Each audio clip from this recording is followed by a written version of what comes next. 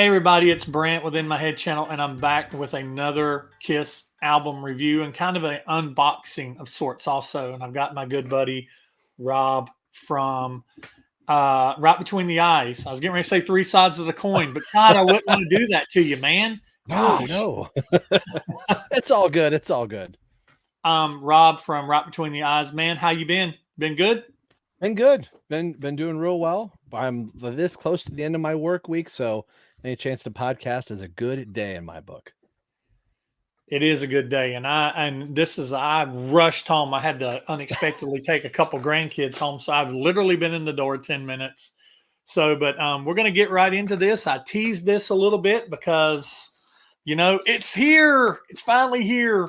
And Kiss Online did such a great job getting it to me. Just a few days, weeks, half a month after release, but I have my package of my bundle of off the Soundboard Poughkeepsie. And Rob, I don't know what all that you got when you purchased this, but as we go through, but I know you made cards because I don't know if I got the cards. I think I did, but I'm curious. I've seen what the compare cards your look cards like, to my cards. Yeah.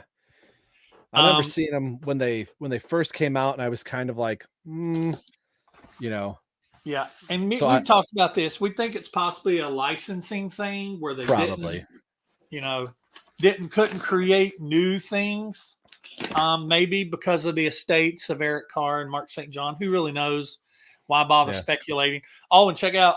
I'm wearing my shirt that I got from the Pilot truck stop.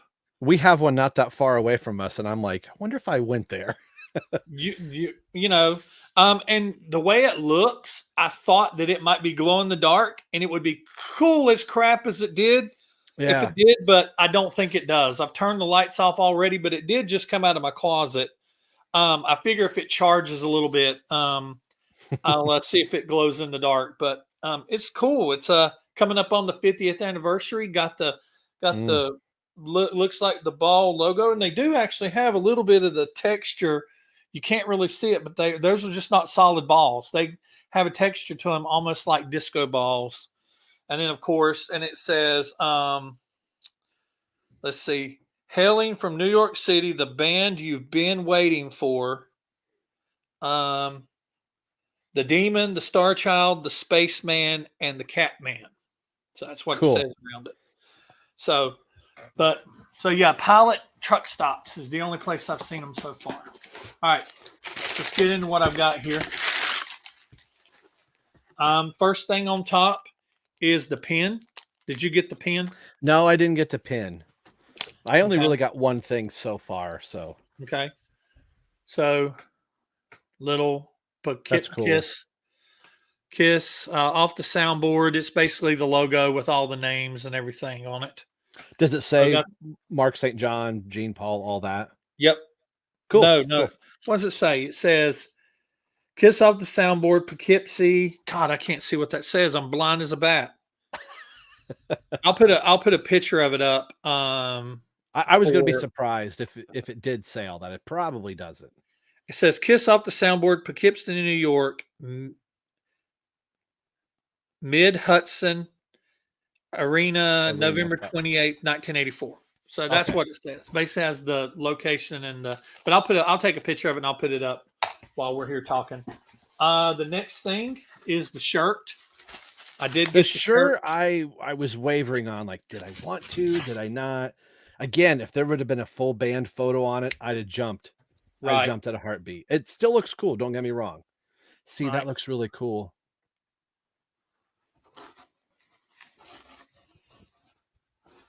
And then it's got that. See, I like that. Yep. So that's what it looks like.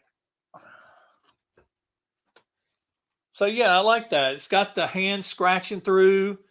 And it says Poughkeepsie, New York, November 28th, 1984 is what it says. Kind of reminds me a little bit of the back of the old shirt, the original shirt.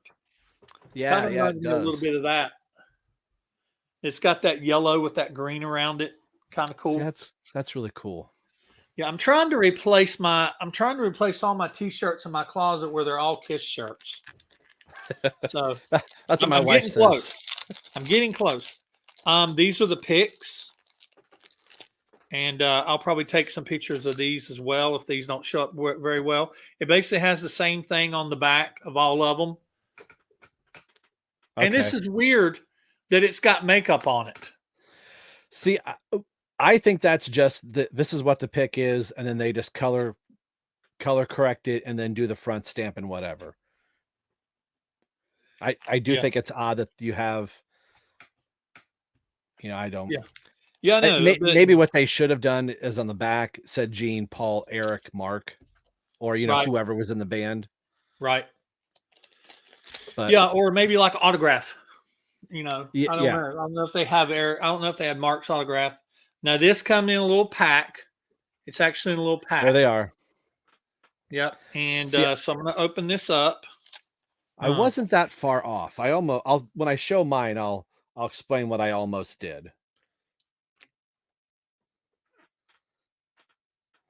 I mean, I have gotten the cards for all of them so far, like I've showed on say, here to all your.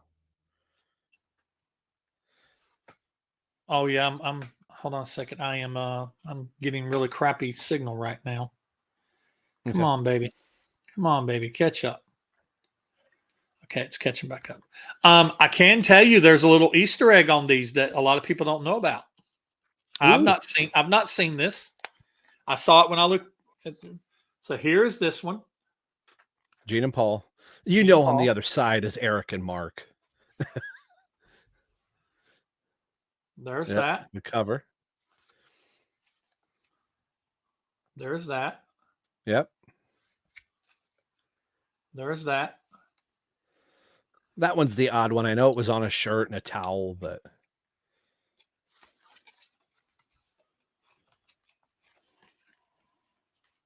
And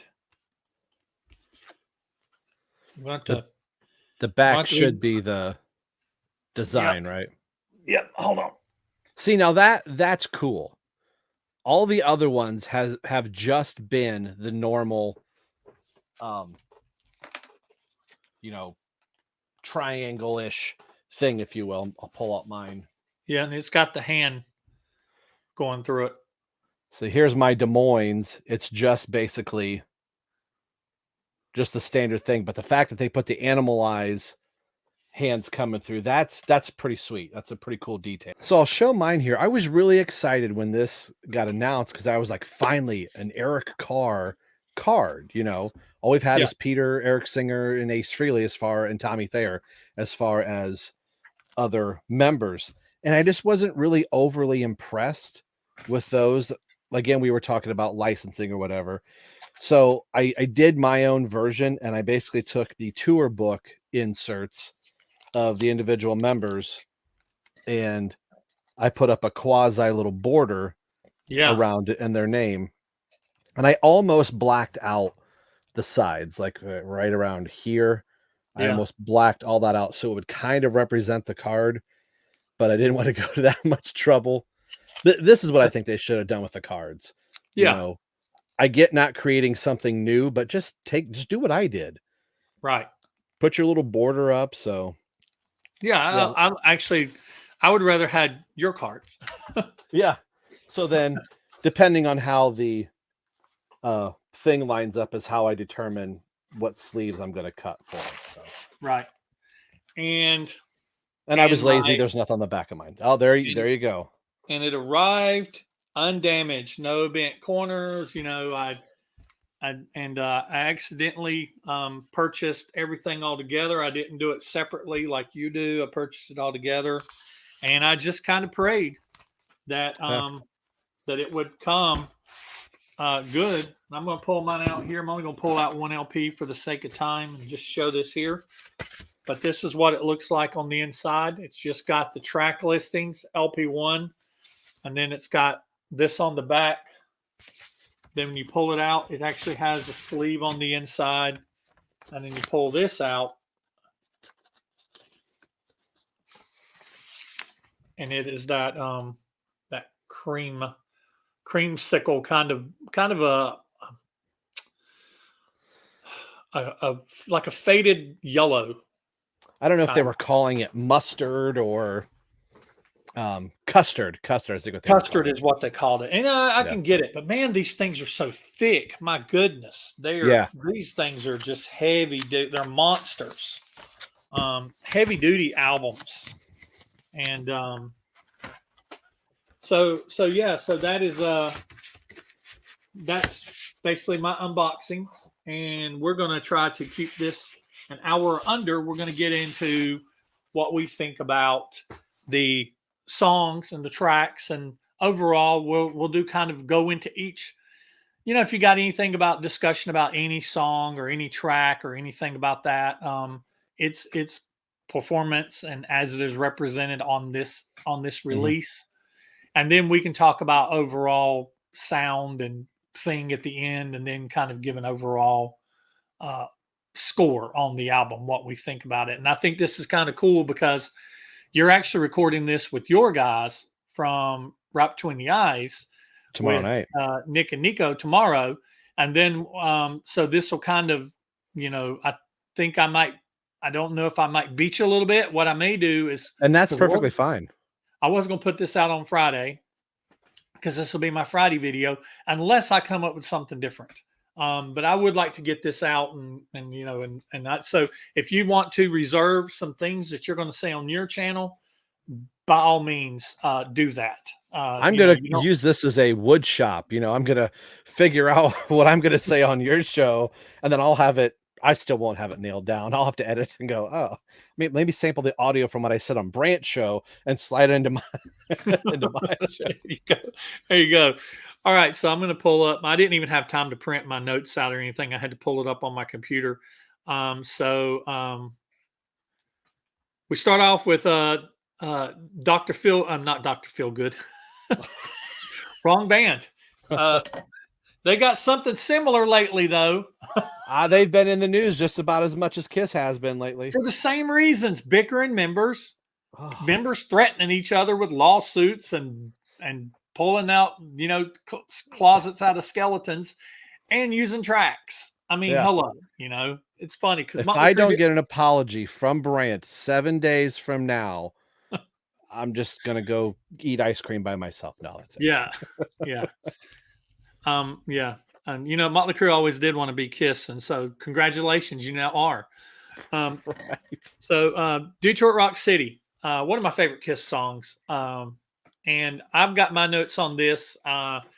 Sounds good overall to be the first song. I mean, out of the gate, they're still working on the mix. I hear like very early on, you hear like this big, huge reverb come out for Paul, and then it kind of goes away. Like the sound guy's like, well, reverb, nope, let's pull that back. Bring it back. This is being mixed live on the fly, but I thought it sounded really good. It actually sounds better than a couple tracks on as far as a mix goes. But and I'm not gonna. I promise you guys, I'm not gonna bash Paul too much. I've known for become a Paul basher, but I mean, come on. I went to this show. Not this show, but I went to this tour. I saw Animalize, I think maybe at least twice, and I remember loving both shows. And I saw Animalize live and uncensored, which its anniversary release is today, right? The day of filming this.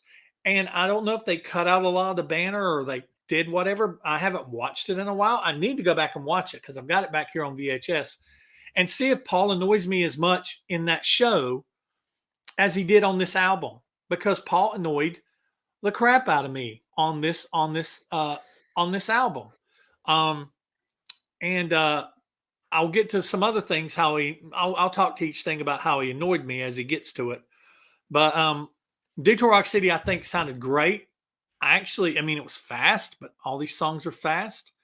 And but Paul, he starts being Paul when he pulls the whole, oh my God, no time to turn.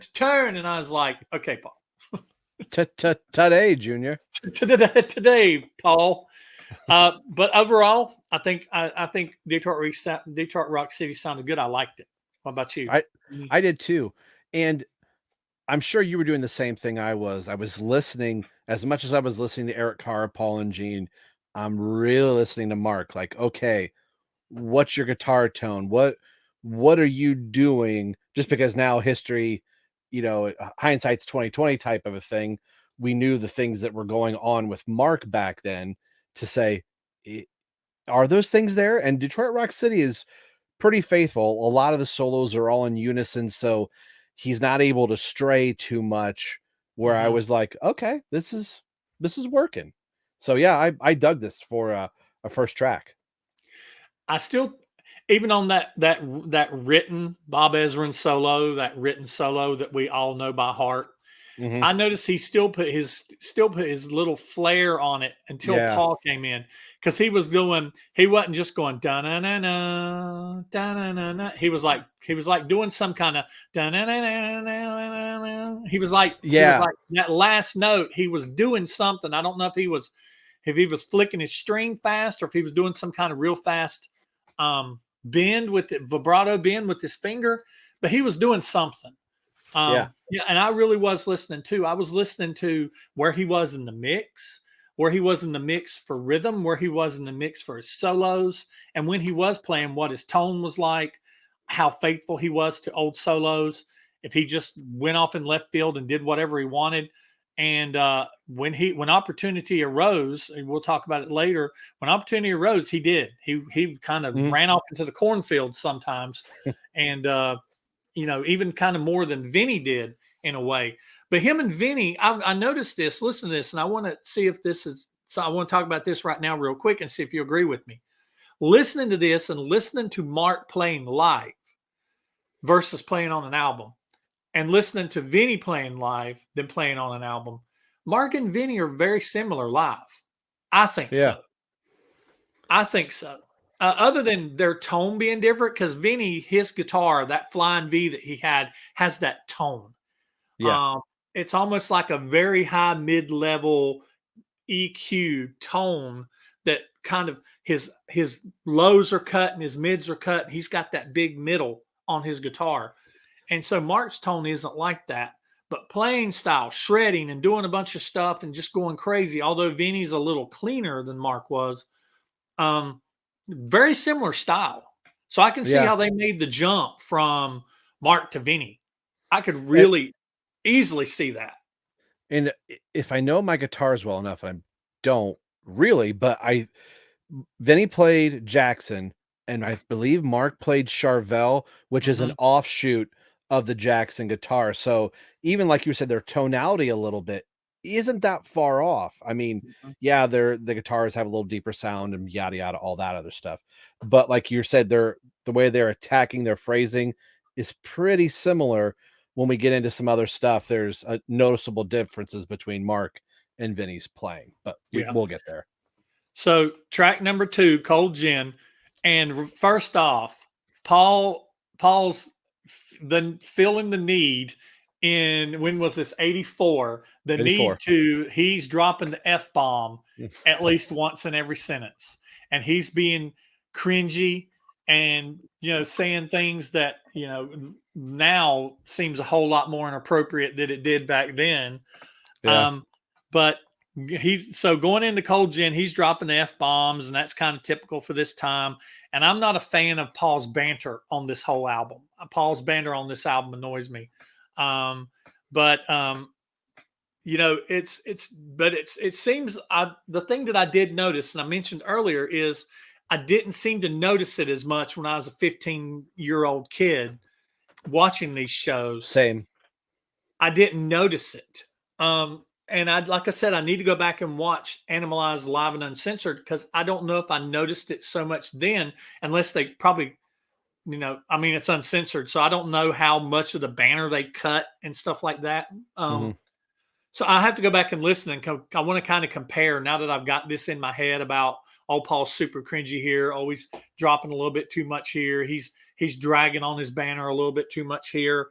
Um, being overzealous and being very boisterous with it. But I think once they get into Cold Gin, it doesn't have the typical beginning that we're used to, but Cold Gin is very specific in the way that its solo is played and a bunch of stuff like that. I think Mhm. this is a good version of the song, and I actually think that Mark did pretty well on this song. I did too. I did too, definitely. I mean, I don't have much more for that. It still Right. stays pretty true to Hmm. how the song lays out. So 2 songs in, I'm like, you could tell it's a different guitar player, but it's the next track where we even heard the preview where I started going, "Oh, okay, there's that thing that kind of rears its head Hmm. throughout the rest of the show." Yeah. Track 3, Creatures of the Night.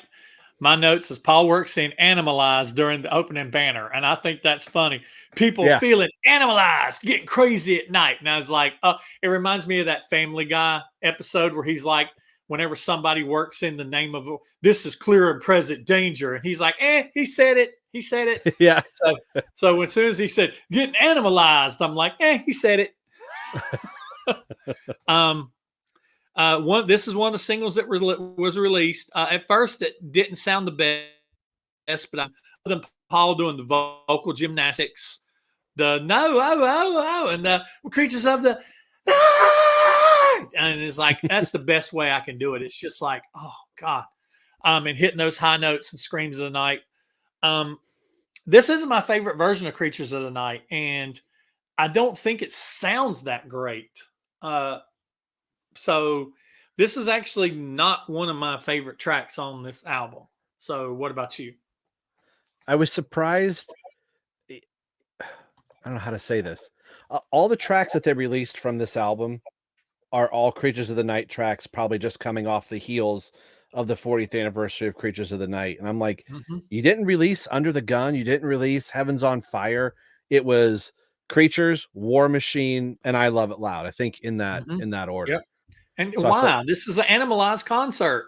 right, this is 1984, and you're still releasing makeup songs, but Right. yeah, the start of it where there's this weird feedback where that's clearly Mark, and it looks like, okay, you missed the one where we're all coming in. Mm-hmm. I really like Creatures of the Night played during this tour, but the versions I like are Creatures of the Night played by Bruce Kulick Mm-hmm. on this tour, which, I mean, of course, he played 90% of them. And if we haven't Right. said at the beginning of the show, Mark played 2.5 shows. Exactly. He played This is one half of of them. one show, a full one, which is this show, another full one, and a half. So he did a first half one night, a second half, and they gave him 2 full shows back to back. Third show, they're like, okay, it's not working. See you, bye. Mm-hmm. So I would have to, when we were talking about Vinny, like the difference between the two, Vinny had a whole rehearsal with the band before they went out on tour, and then went out on tour. And then as each show, everything progressively got better. Mark was just sitting in the back for the whole European tour, never plugging in, and Bruce was showing him all of the solos backstage to get to America to go, okay, you're going to do half the show this night. So wasn't in a room with Paul and Gene, like rehearsing. I'm sure he was at a certain point, but they had to make that decision quick to go, we're going to have to get Bruce in because something's wrong with Mark's hands. I, Mm-hmm. Part of me goes, was there something wrong with Mark's hands? Or did Paul and Gene go, I mean, Gene has said before, Mark could play these great solos, but couldn't remember what he played Mm-hmm. 10 seconds ago. So I know they, Right. I'm not trying to speak ill of the dead. We don't know what was going on in the room, but this was the Right. the song, like the first one was released, and I was like, you can hear like the hesitation in his playing, especially in the solo where he's doing bends, like, okay, he's a little flat, then oh, there he's got the note. So the Mm-hmm. first one released, I was real excited, and I'm like, it sounds odd. I didn't want to say it sounds bad, but I was trying to temper my excitement. So when the album starts off with Detroit Rock City, I was going, okay, it's not Creatures. Creatures is probably an anomaly in the show, but we'll talk more as we go on. Yeah. Yeah, that's what I thought. I thought Creatures was actually the opener, and it's like, man, this sounds really bad. Sound man, get this straightened out. It was Yeah. really surprising to see that it was third. Don't know what was going on there. So the next track is "Fits Like a Glove." Fits like a glove, and I had my notes. I don't get the Red Cross reference. He's like, "We like the Red Cross. We're going to start passing out water or whatever he was saying."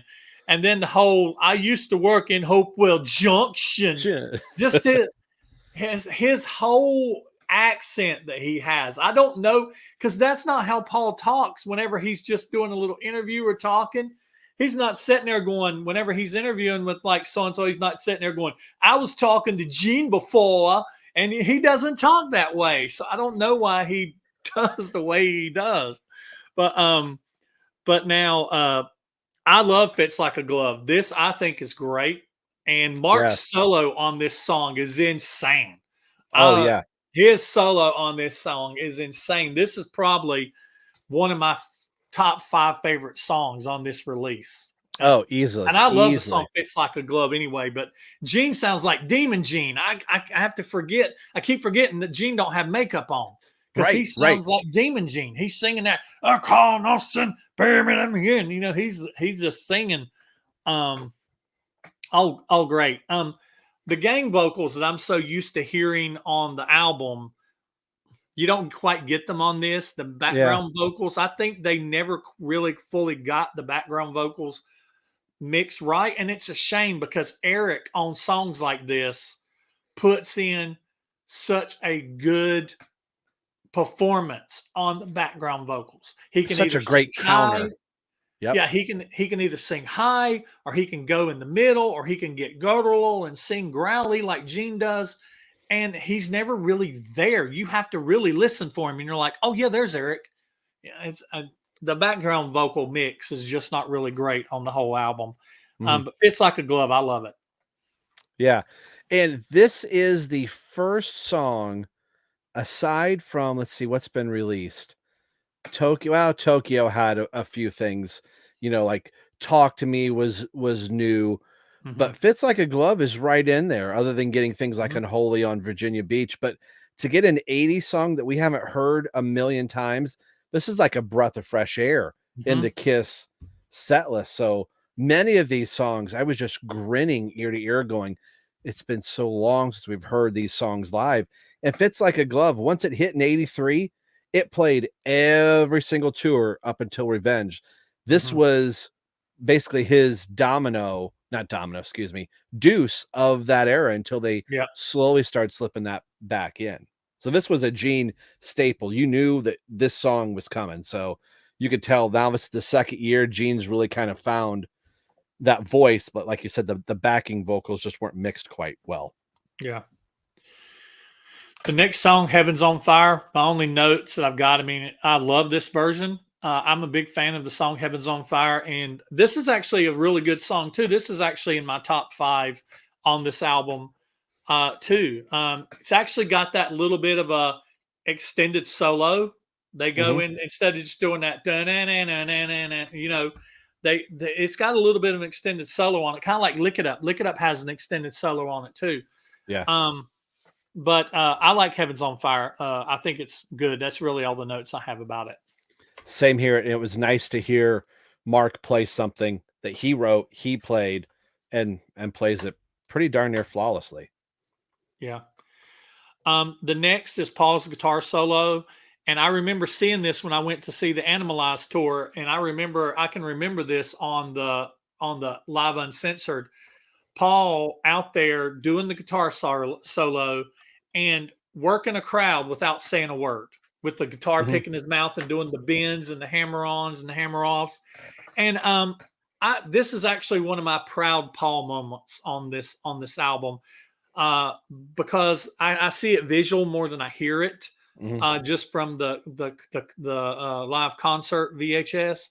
But I think it's cool that he's not doing stuff real super complicated, but I like it. I remember it. It makes me remember the concert. It makes me remember the live VHS. I was listening to this at work, kind of boning up for it again today, and I could close my eyes and I can see, like you said, Paul with the pick in his mouth and just pointing and doing all that stuff. Yeah, it's a cool moment being a Kiss fan when you can go, I've seen this video, I know this thing, and you can just hear it and not have anything to look at, and just kind of, I mean, remembering this. I was trying to find the VHS earlier, so my bootleg copy, but I watched this thing so much that, especially when it came to this solo, in a review that I was reading for this, somebody said, oh, Mark St. John's guitar solo is pretty cool. I'm like, I don't think he ever did a guitar solo. So as soon as I heard it, I was like, that's Paul's Animalize solo. So yeah, very Yeah, cool. because all it says is guitar solo. It doesn't Yeah. say Paul's guitar solo. It just says guitar solo. All right, so then it goes into Under the Gun, and this is a treat. This is one of those songs I was looking forward to. Mark kills it on the opening solo. Paul starts off great, but every time he hits that blood curdling scream, when he does for Fire and when he does for Blow, the last word of each lyric or each verse, he's got that. It's like he's straining his voice, and you could just hear, like the way I did earlier. I ain't gonna do it again, but that's just like why do you feel the need to push it that far? And I think, like you said, we're missing Eric in the background. Right. The sound guy's probably not doing something that we're losing the background vocals, because listening to this and then Animalize album properly, you can clearly hear Eric backing up Paul. Yeah. So I think that's what's glaringly missing. That probably wouldn't be as drastic if Eric was. Yep, that's my last comment. Is I wish Eric would have been higher in the mix when he's yelling background vocals, those gang background vocals that Eric does. But Under the Gun, man, I thought it was great, and it was another solo that Mark kind of really shined on. It's off of this album, so I think he did really good on it. I've always been a fan of Under the Gun, the song anyway. Same here. It's my favorite track off Animalize, I think. Other than I've Had Enough, but if you ask me to pick a track off of this for a list, I'm picking this track off this album. I love this song. All right, and then we go into War Machine. I love the drums at the beginning. It reminds me of the open of the Animalize Live Uncensored. Do do do do do do do. I see the pictures coming out and the Animalize, and then they come out and they've got their hands up. And I love all that. But I think this is a great version. I like the solo from Mark on this one, and sometimes his solos are too low, but I think that you can hear the solo on War Machine pretty good. It's got that weird solo, and this is a solo that originally was performed by Vinny, and then you got Mark, playing that solo and playing it in a true style, a true fashion. He's playing it close enough to the original that you recognize it, some of the little things that Vinny does, but he's also putting his own spin on it, putting his own flair on it. And I like that. Yeah. I like this version on this. Sometimes I'm not a big fan of War Machine live because they'll never be able to pull it off the way they do on the album, on the studio album. But I love to see War Machine in the set. And I love that Demon Gene vocal. So I think this is a great version. It's in my top 5 of my favorite off this album. Yeah, another solid. And this was another one where I was like, all right, Mark is making 2 cases for himself. Please keep me, and whoops, give me another chance at sometimes from song to song. But this is one, if he falters in one song, he lands 2 kind of back to back here where you're like, all right, I'm having a hard time understanding why they didn't have Mark play more. But yeah, this is another good one. Like, I'm with you. Sometimes hearing War Machine, it's kind of lackluster. It's there. I enjoy seeing it in the set, but when they nail it and it's good, it's one I come back to. And this is one I would come back to. This is a really good version of the song. Yep. Next to the drum solo, and I mean, this drum solo is iconic. I got this drum solo memorized. I'm sitting there the day that I was listening to it, I was sitting there. I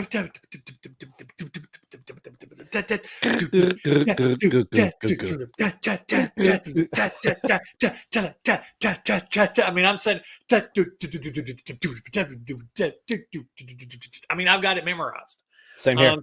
So it was the first drum solo I ever learned. Yeah. I'm sitting there and I'm listening to it and I'm seeing the visual. I'm seeing Eric in those leopard skid pants and his little skinny legs just going on those double basses. And because they had how that starts when he hits that gong and then the riser moves forward. He looks towards the camera like, okay, let's go. Yeah. He actually says, go. Yeah. Like, move. And then when they start moving, he starts nodding his head and smiling. I mean, I love that. I love it. I can still see it. Yeah. But I know this almost note for note, and I smile when I listen to it. This is a drum solo. Same. I'm not big on drum solos, but this drum solo that he did on this tour was amazing. I love it. Mhm. So I love the drum solo. One of it's real easy for a drummer to come out and just kind of play like, "Oh, I'm gonna do this thing." Eric almost flawlessly every night replicates the solo almost 100% every night. Maybe he may add a little thing, but if you went to 10 shows in a row, you would hear the same drum solo every night. And I think that's a beautiful thing that, as crazy as a drum solo can get, he was writing, I'm going to do this part and then I'm going Mhm, to do this part. And it built to this mhm, thing where you're like, that's just a beautiful thing. So any other drum mhm. solos I would hear, I would go, well, that's not what Eric Carr would do. And coming right off that drum solo, he's gonna play. He's gonna play and sing for "Young and Wasted." And This I hate pain. and I hate that most of this song is missed due to the flipping of the source tape. He gets Yeah. just to the point where he starts to saying it's a game and a liar for those who toll the bell. Just before he gets to saying that, it skips directly into halfway through the solo.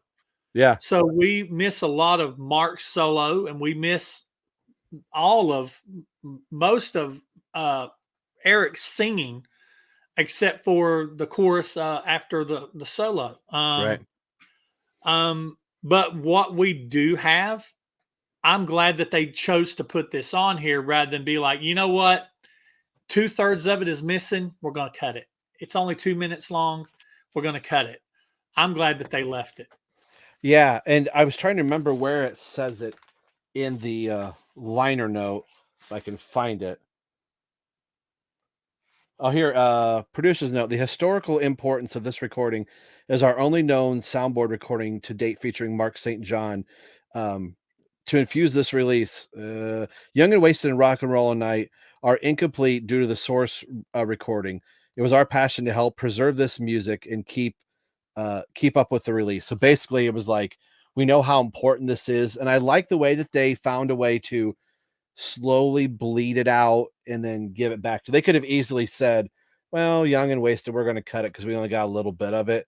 I'm glad that what was recorded, they just left it. So I thought Mhm. that was really good. Yep. Bass solo. I remember this. This is another thing I remember note for note from the Animalized Live Uncensored. And I used to play along on my drums to this, that boom, boom, boom, Gene is actually a really good bass player. He kind of shows this off in this. And Yeah, I think that Gene and Eric together in this are great.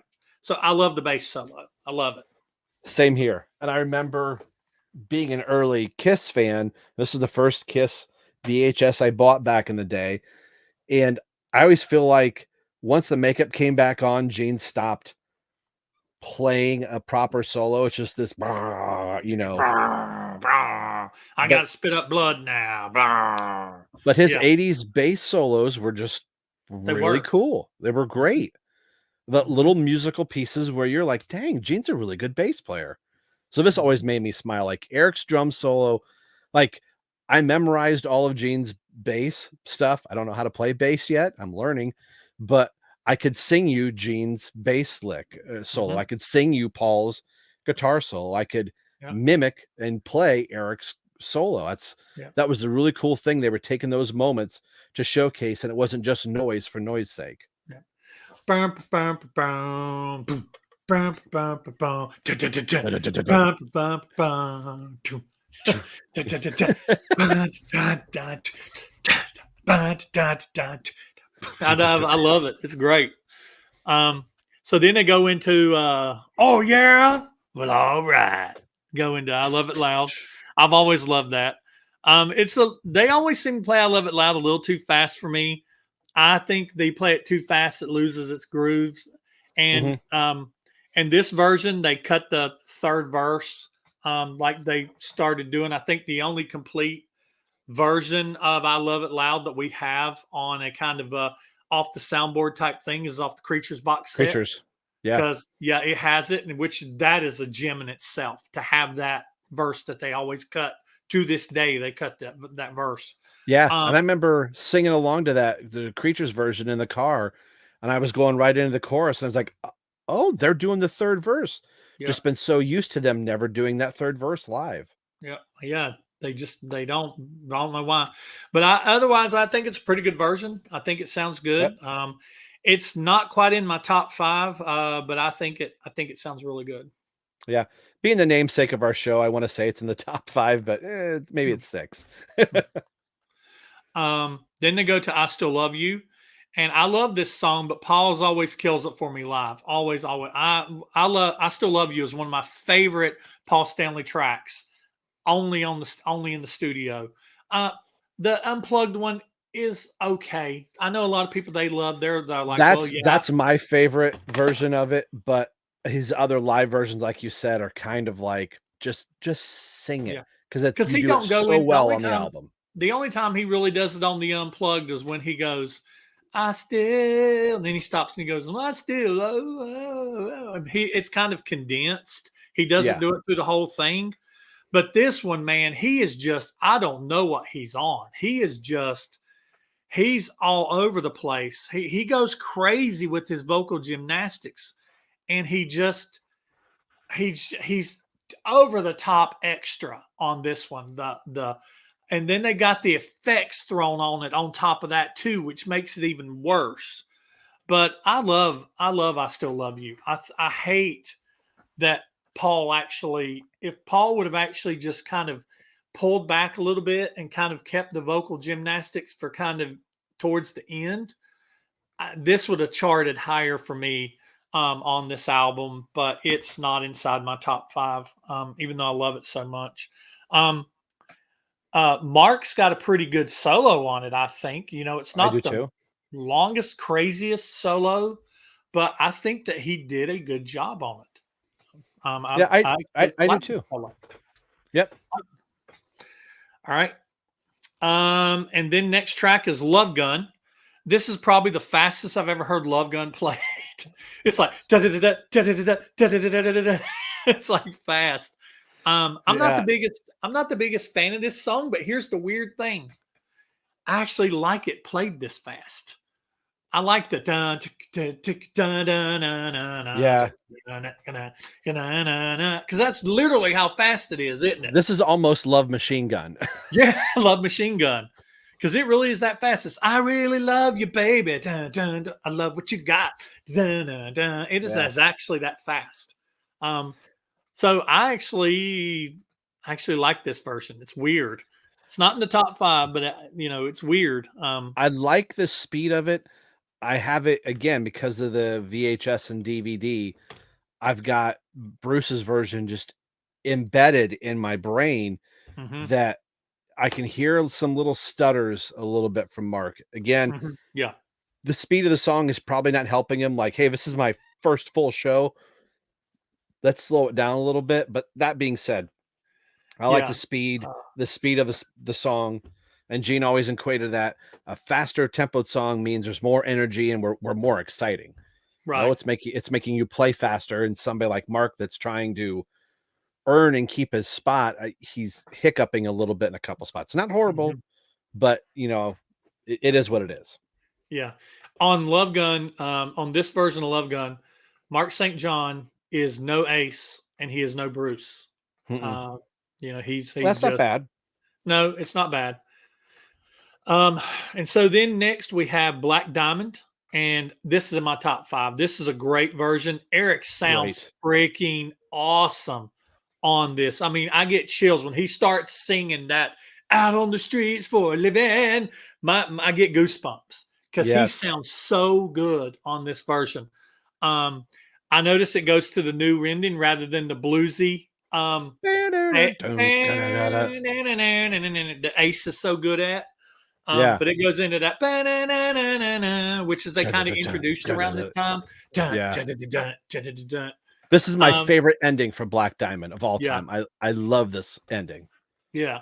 I like this too. I like the end. If you're not going to have Ace playing that bluesy riff at the end that he does so well, that and those power chords that he's doing. And if you Mhm. got, just cut that out if it's not Ace playing it. Cut that out and do this ending. Yeah. I like it better. Yeah, same here. I mean, we've been talking about Mark a lot. Yeah, we got the creatures that you could call it a off the soundboard official live of, you know, Yeah, we Eric got an off Carr the and Vinny. soundboard. We got a base off the Yeah. soundboard of creatures with the But box set. to get an official that everybody and their brother can go out and get, we're like, oh, it's Mark St. John, it's Mark St. John. I'm like, and Eric Carr, and this song, you just go there. Yeah. Not that Eric wasn't there the whole entire time, but Right. for a moment for Eric to shine and hear him sing Black Diamond is absolutely fantastic. Yeah. I love it. Love it. Yeah. Yeah. Great song. Probably Black Diamond is probably my number 2 on it's either my 2 or 3. It's just it is way Yeah. up there as far as in my top 5 goes. Yeah. And then we have Old Susanna. And I've got my notes is, I mean, it is what it is. It's funny, and I'm okay that they included it. I would have, if I would have, I don't remember them playing Old Susanna when I saw them live. And it's not included on the Live and Uncensored, is it? I don't believe so. I was just looking at the back of it. They don't think it is. I think they cut it. Well, because that night they played Thrills of a Night, one and only time. So I wondered, they're like, all right, we're going to do a new song. We're shooting the video for it that night. So right. Old Susanna probably went out for that night. Right. But Old Susanna, it's fun. It's fun. It's an instrumental, and they're just having fun. I mean, who knows why they did it? And other than, hey, we're just gonna, because they've got all these other songs that they could have threw in almost the time that they did this song, but they did it. And like I said, it's funny. It is what it is. Yeah. And then Lick It Up. I've got here that sometimes Paul can be cringy and creepy. Here on this one, talking about women being happy that men have tongues. And I mean, but I think this is a great version of Lick It Up with the regular intro. It's got that. It doesn't just start out with "Don't want to wait till you know me better" the way they do it now. Mark has a great solo on this. It's got the extended. It's got that extended solo, and I like the pace of it. It's it's faster than the album, but I don't think it's as fast as they play it now. I actually think they play it a lot faster now. Yeah, this has a good median of the road pace to it. Yeah, I totally agree. Everything you said is perfect. Right on. And then they finish up with Rock and Roll All Night. And I've got, this is a great version. I think it's a real good version of the song. It sounds really good. And it's pretty much complete, except the tape runs out before the big ending. They're getting ready to wrap it up, and the tape runs out. And I'm like, you know what? It's okay. It's okay. Because we got the large part of Rock and Roll All Night, got put to the part where the crowd sings and stuff like that. We just didn't get the we didn't get all that off of it. So right. But yeah, so Rock and Roll All Night. What do you think? It's Rock and Roll. I thought it was really, yeah. I mean, it's Rock and Roll All Night. We said on our show a couple times, like you get to the tail end of Rock and Roll All Night, you know what to expect, and the fact that the tape runs out on Rock and Roll All Night, it's almost as if they're playing this on the radio and they're like, we don't need another minute and a half of bombs going off, so we're just fading out going into the next track, and I think it works really well. Because they actually do fade it out. Yeah. The funny thing, tape, it was probably an abrupt cut when it got there to the header, or the ender or whatever. So they faded it out. So they did make it a pleasant transition. One funny thing, they did cut out a Paul stage rap that's famous and notorious on Animalized Live and Uncensored. The tail end of the story is there, but he says, "That ain't no pistol, honey. That's my love gun." He has this whole long story about going through the airport and all that. I remember Nico about losing his mind on the Creatures on the Creatures one. I remember telling him, like, dude, when you hear the Paul stage rap for Love Gun, yeah. So the fact that it's not here, Nico probably listened to this and go, I don't understand what was so bad. Like, go watch Animalize. So that's kind of funny. They obviously cut that out. Yeah. Yeah. I don't know if they cut it out of this or if Paul added it before they got to the live and Uncensored by the time they got to that. But I used to love, I still love Paul's introduction for Young and Wasted. A lot of He's people, they want to take Eric home and mother him. him. He He may made look look like like a little boy, but he's built built like like a a man. and Eric's on the kit like Eric's on the kit like, yeah. he gonna sing a little number for you now. This That's one's called Young and wasted. Wasted. Yeah. You and I I can have tell you, watched that. Yeah. he Yeah, gets those on. He gonna. I love Paul's always. Every song that they sing is a little number. little Here's a yeah. little number for you now. He's like, he sounds I'm like he's on vaudeville. We're gonna sing a number for you now. we're gonna bring Brain up here. He's gonna do a little number for you now. Yeah, yeah. But I mean, And that's better than going, we got a little surprise for you tonight. We're going to turn the microphone over to Eric Carr, Young and Wasted. yeah, it's all the same stage rap since 1973. And he's just Right, changing people's names. right. But overall, now I want to go ahead and say that I have been seeing, I've tried not to watch anybody else's reviews. Same here. I haven't watched, I get to watch it tomorrow now. I haven't watched our good friends Xander's, and I think Daphne reviewed it with him. Yeah. I haven't watched theirs yet. The Kiss Army things. Yep. I'll watch it tomorrow. And gonna have Xander back in a video soon. And but I have just seen people's comments on social media and in some of the group chats that I have going on. Mhm. And a lot of people they're not a fan of this album. They're not a fan of the way it sounds. They're not a fan of the mix. And I'm sitting here going, guys, never forget Virginia Beach. This is better than Virginia Beach. And the other part for me with this is, I think I was starting to tell you this in a text message, and I'll say it on our show too. We were never meant to hear this.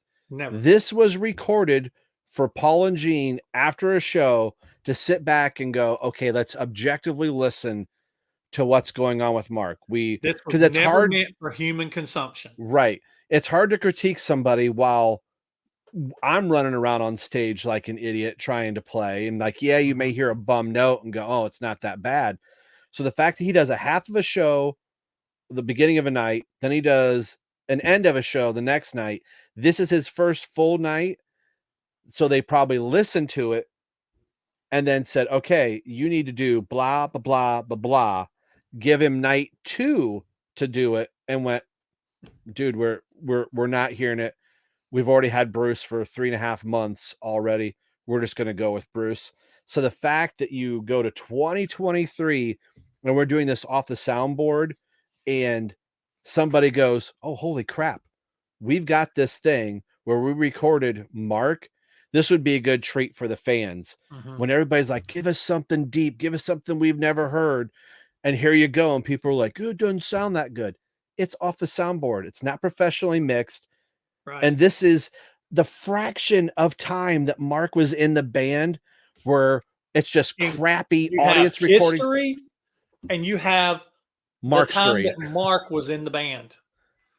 You know if you would have told me in 1989 when I became a Kiss fan that this thing was floating around in the bootleg circuits, I would have done anything I possibly could to try and get a hold of this thing.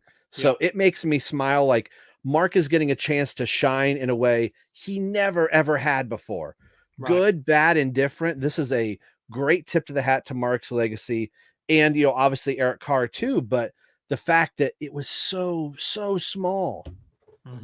So I'm like, kind of look at it for what it is. It's not a live 1 or live 2 or live 3. It's a soundboard recording. It warts and all. I love it for that. Yeah, I agree with you. My take on this is, I remember how excited I was whenever they announced this.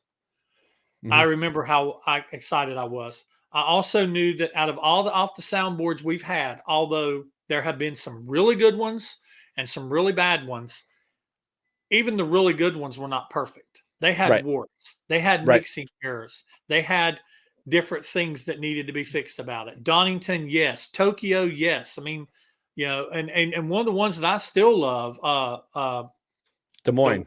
Des Moines.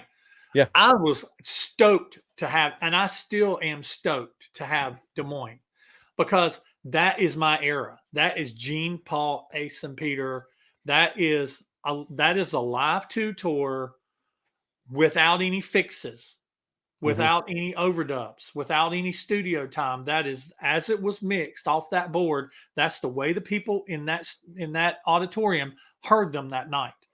And so whenever we got the announcement that we were going to get this album, and it was going to be Mark St. John and Eric Carr, and it was going to be one of the only recordings known of Mark St. John, did I expect it to be perfect? No. Was I surprised when I heard Creatures of the Night? No. Am I relieved that that War Machine and I Love It Loud sounded better than Creatures of the Night? Yes. Yeah. Are those 3 even the best sounding tracks on the album? No, they're not. There are better sounding tracks on this very album. So I am happy that we got it. And Yeah. I give it probably out of a 10 to a 1 on my scale. I probably give this about a 5. There are worse albums in the Kiss catalog than this. I'm just going to hot take and go ahead and say it. There's worse albums in the Kiss catalog than this, not sound wise, but quality wise. The tracks on this album are good tracks. I mean, come on. We've got tracks on this album live. We have an awesome version of Black Diamond. We have an awesome version of Love Gun. We have Young and Wasted. We have Under the Gun. We have Fits Like a Glove. I mean, come on. You know, I don't have no, like, I'm not going to sit and pick this album apart going, well, there's things they could have done better. Really? There's a thing that a soundboard with 64 tracks in front of him in a dimly lit auditorium back in 1984 could have done better. And this isn't the Instant Live CD where there's somebody live mixing it to make it as close as they can to a proper finished product. This is cassette tape in, hit record, and however it sounded in front of the house, that's the show. That's the Seinfeld line. This is the show, you know? So there was no part of me that's like, why didn't they overdub this? Because that was never the reason. No. There was never the intention. If they would have went back and tried to fix this, don't go back and try to fix off the soundboards. It defeats the purpose. Yeah. Don't go back and try to. You can maybe work on the mastering and the EQ and stuff like that, you know, and try to make sure that the output that you're getting is a good representation of what you're putting out. That's going to sound good on as good as it can on modern equipment. Yeah. But people they go on and on and on today about how good Alive is and how good Alive 2 is. And I think that's great. I think those are two of my favorite Kiss albums. But you play a song off Alive or off Alive 2, and then you play a song off of Dynasty or off of Revenge or off of Carnival of Souls or even off of Monster or Sonic Boom. The sonic of those later recordings sounds better because we got better equipment as time went on. Right. So you go back to these earlier stuff, and this is even beyond that. These aren't even being recorded in a studio. They're being recorded off a board. Right. And the reason why they're not ever going to all sound the same is because these are taken off of different tours that are recorded off of different boards years apart. So, yeah. So Poughkeepsie's not going to sound like Des Moines. It's not going to sound like Tokyo. I'm glad it sounds better than Virginia Beach. Me too. So, you know, that was my biggest fear. There was no part of me that thought we got the first known soundboard recording of Mark St. John. I'm like, oh, how bad is this thing? I'm like, it can't be that bad. So even as cringy is the wrong word, but when we heard that first Creatures of the Night, I was like, I hope this thing's good. But by the end of it, I was like, sonically, it sounds good. There's playing issues, or maybe they were counting weird, and Mark was like, oh crap, I missed that first note. But right. Once we heard this whole thing, I was like, this is good. I don't know how I would rank this. nostalgia in me wants to go, oh, 10, 9, 8. It's probably sitting somewhere 7 to 8 in that. I'm not saying this is the most perfect soundboard. I think there's a lot of nostalgia in songs we just don't get to hear anymore. And Mm-hmm. the fact that it's Mark friggin' St. John, that Right. I'd always dreamed, I wonder what he sounded like playing Cold Gin. I wonder what he sounded like. I remember watching Animalized live and uncensored and going, man, could you imagine if they filmed this when Mark was on stage? We would have a video representation. Never even in my wildest dreams thinking that somebody a few nights earlier Mm-hmm. recorded this thing and I was going to get it in 2023. Exactly. So yeah, I love it. I love it just for that. So I it's think, like you probably said, higher. we've said it before. We've said it earlier. You said it earlier, and just rehashing it.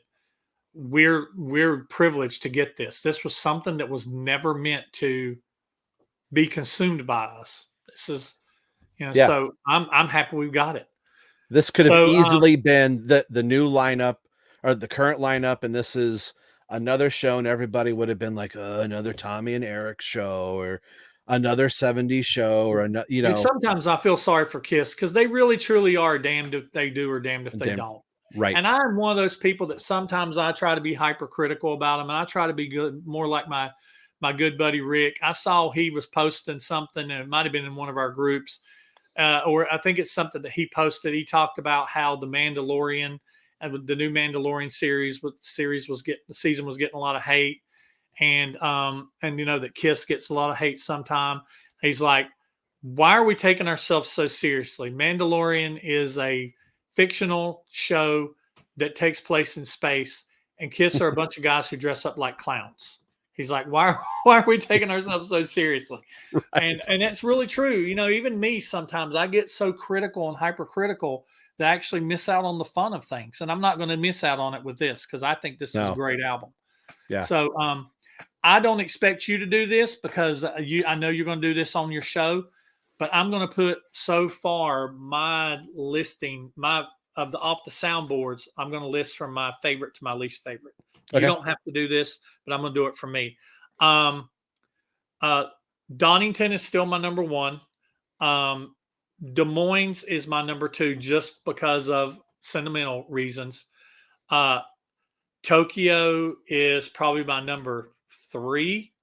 Poughkeepsie will be my number four, and Virginia Beach is going to be number five. So I can't believe we've gotten 5 off the soundboards since 2021. Think about that. Yeah. And I've got them all sitting right here. I just wanted to see if I could pick them up to go. I've got 5 of these things. They look so nice. And, if the series stops right here, I'll be sad. But the fact that we got 5 of them and the series has lasted this long makes me really, really happy. I mean, literally stacking it up with the ones I have, they're this thick. Yeah. Yeah. It's this many albums. They're all been at least double albums and some of them triples. Triple. Yeah. Yeah. I've got, a few hours yet to figure out where this is going to rank. Tokyo is still up for me. Sentimental reasons. Eric was back in the band playing with Ace. This one's right. Tokyo is good. Tokyo was really good. And it was the first one that was like, I can't believe this is the first one they're putting out. So this is another, I can't believe we got a Mark St. John and Eric Carr off the soundboard. So I got to figure out where it's going. It's about middle to top somewhere. I'm gonna have to sleep on it and figure out. I'm gonna look forward to seeing our it. show. And guys, if you're watching my show, you got to go over. If this video's out, you got to go over to Right Between the Eyes and listen to Rob's extended talks with Nick and Nico, and find out where he ranks these albums. Yep. And so one little bass, and we'll get off here. We're coming up on our stop time. At this point in time, they got to do it off the soundboard with Bruce, man. Bruce. They got to do Bruce. They got to give Bruce. They've tipped their hat to everybody except for Bruce. Bruce. Think about it. And now I know Vinny's not kind of official, but it's not official off the soundboard, but he has quite a release. So we've got live of Vinny.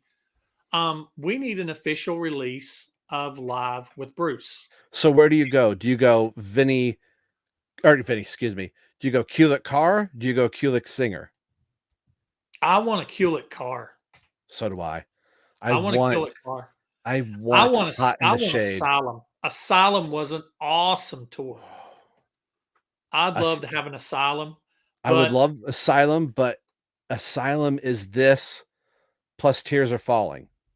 So that makes me go, give me Hot in the Shade. Hot in the Shade. I was going to say Hot in the Shade then. You get Crazy Nights, you get Forever, you get Rise to It, you get Fits Like a Glove, plus some classics. Yep, I would track my statement. Hot in the Shade.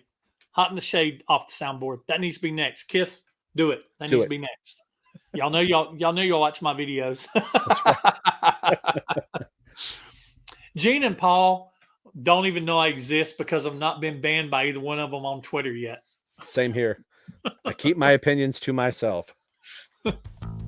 All right, man. Well, I appreciate it. Throw out your handles so people can find you. You can follow us on Twitter at RBTE Podcast. We're on Facebook. Just look Right Between the Eyes. Basically, any social media Right Between the Eyes. And you can find us. We're recording, this time you're seeing this, we're recording tomorrow.